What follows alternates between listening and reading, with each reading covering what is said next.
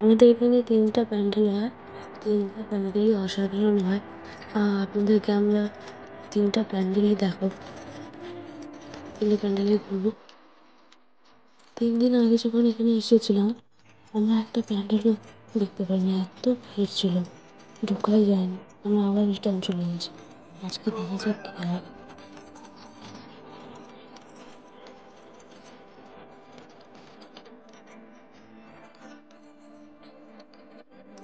আমার পোড়া কপালে আর আমার সন্ধে সকালে তুমি কেন এলে জানি না এখনো। বন্দিয়াটে মন পালাবার, বন্দি আছে কাছে সে তোমার। যদি সত্যি জানতে চাও